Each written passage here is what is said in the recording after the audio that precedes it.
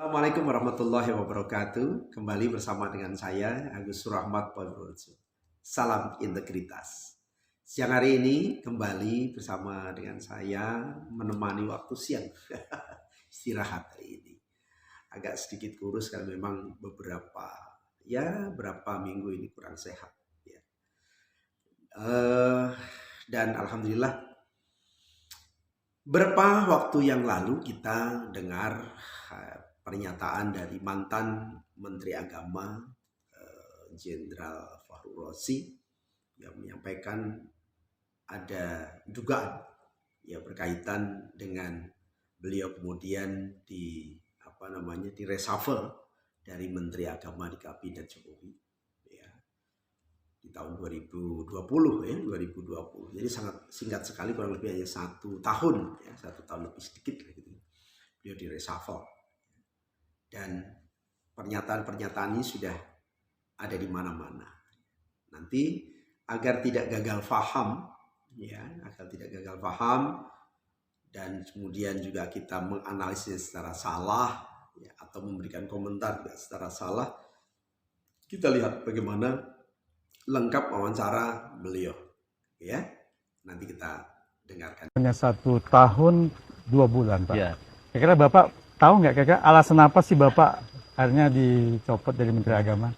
Kalau saya cerita aja ya, sangat mungkin terkait dengan itu ya. Apa itu?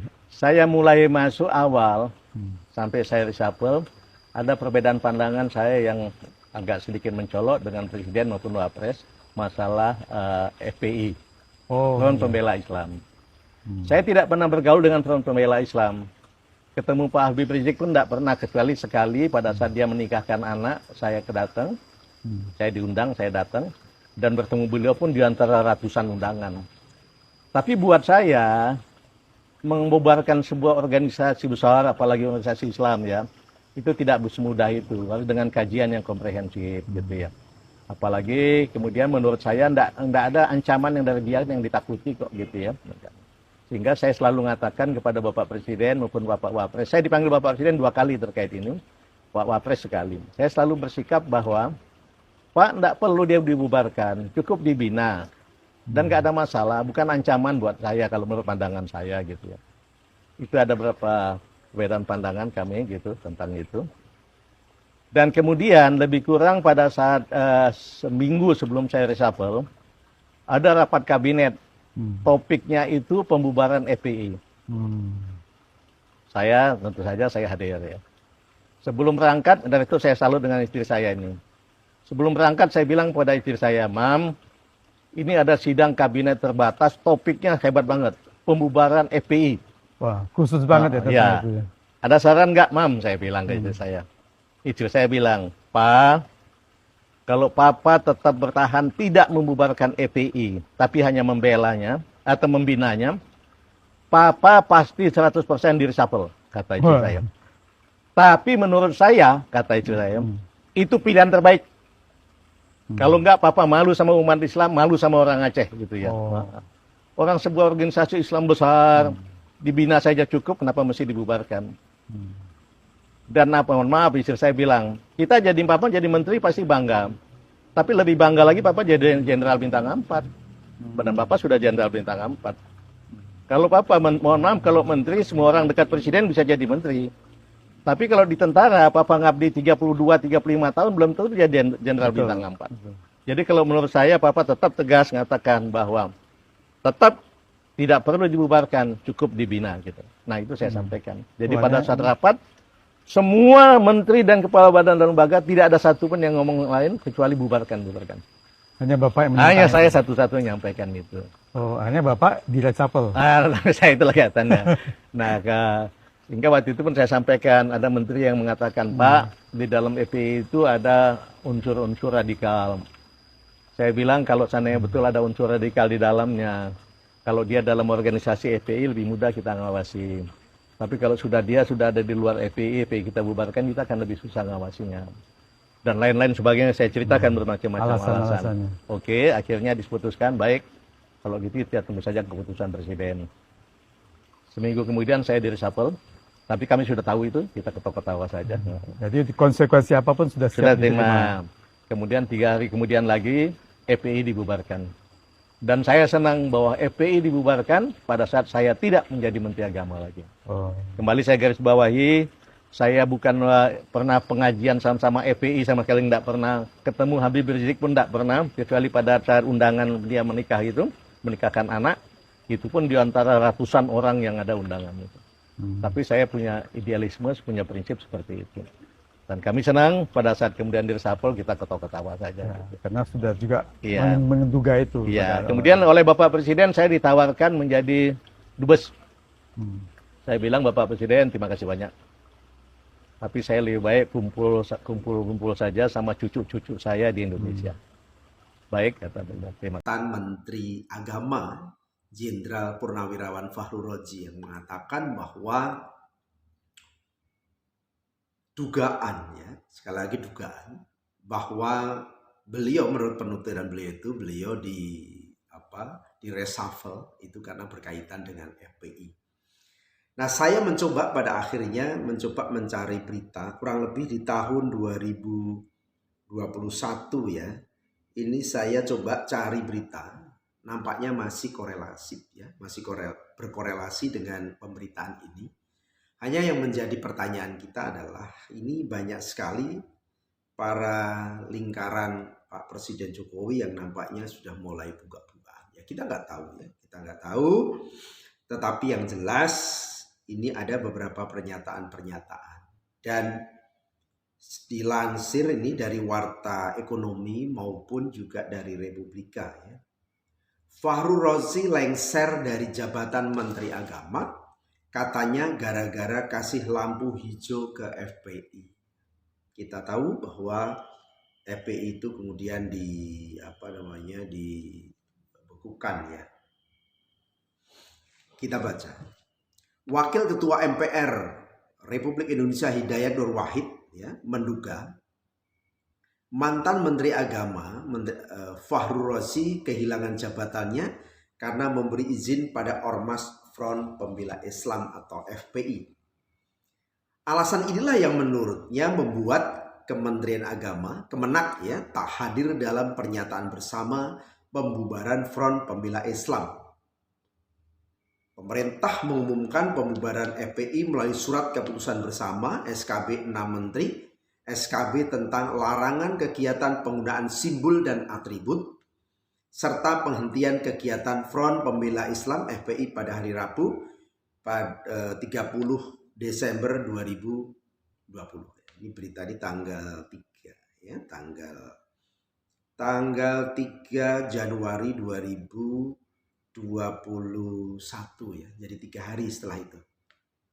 Jadi 6 menteri yang menandatangani SKB tersebut antara lain Menteri Dalam Negeri Republik Indonesia Tito Karnavian, Menteri Hukum dan Hak Asasi Manusia Yasone Laule, Menteri Komunikasi dan Informatika Johnny G. Plate, Jaksa Agung ST Burhanuddin, Kepala Kepolisian Republik Indonesia Jenderal Polisi Itham Aziz, dan Kepala BNPT Komjen Polisi Boy Rafli Amar. Jadi ada 6. FPI itu ormas keagamaan, makanya syarat dapat izinnya dari Kementerian Agama. Ya, tapi kenapa Kementerian Agama tidak dilibatkan dalam pembuatan SKB? Apakah karena mantan Menteri Agama Fahru Rozi sudah dikeluarkan persetujuan perpanjangan SKT atau surat keterangan terdaftar bagi FPI? Karena itu jangan-jangan beliau diganti dari posisi sebagai menteri, kata Hidayat Nur Wahid pada Republika Sabtu 2 Januari ya.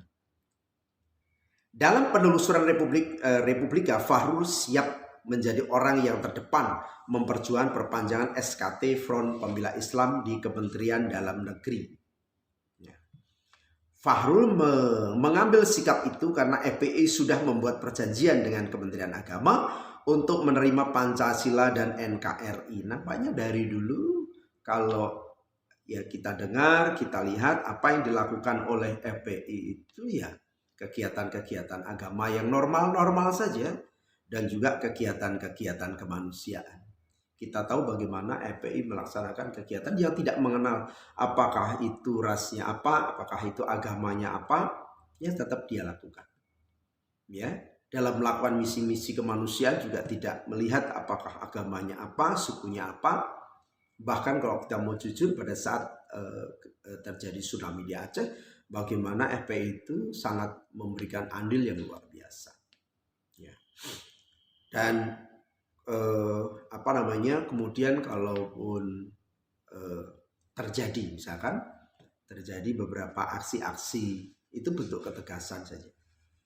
Dan informasi yang kami himpun pun juga sebetulnya FPI sudah melayangkan surat pertama, kedua, ketiga, dan sebagainya. Dalam pernyataan Fahru sebelumnya akan ajak Mendagri ketemu FPI, duduk cari solusi.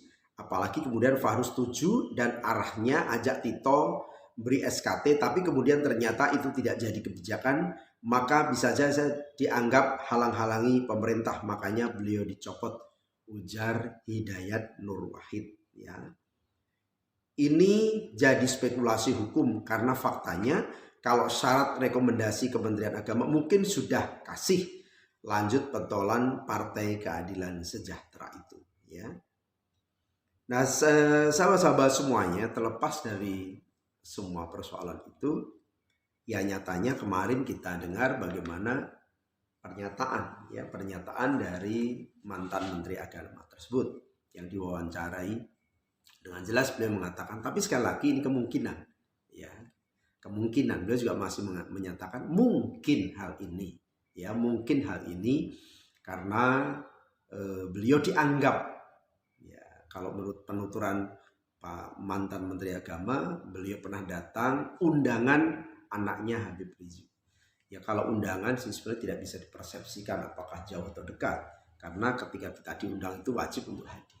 Ya, sehingga kalau kemudian itu dianggap menjadi bagiannya, ya tidak tepat. Ya, tetapi apapun itu, yang jelas beliau kemudian dalam waktu yang kurang lebih hanya 1 tahun lah ya, 1 tahun kemudian direshuffle. Ya, kita tentu publik bertanya-tanya ada apa? Ya, kalau kemudian juga menghubungkan dengan FPI, ya rasanya FPI bukan menjadi sesuatu yang sangat horor kan gitu kan, bukan menjadi sesuatu yang teror bagi, ya kita melihatnya FPI selama ini yang dilakukan juga normal-normal saja, tidak ada sesuatu yang berlebihan. Bahkan mereka mengatakan kecintaannya terhadap Negara Kesatuan Republik Indonesia. Ya, tetapi waktu berjalan dan sekarang Pak mantan Menteri Agama itu mengungkapkan hal itu. Ya kita tidak tahu nanti apakah ada juga mantan menteri-menteri atau pihak manapun yang kemudian mengungkapkan hal-hal yang sama. Ya kita tidak tahu, kita tunggu saja. Ya. Oke, terima kasih. Semoga memberikan manfaat bagi kita semuanya. Assalamualaikum warahmatullahi wabarakatuh.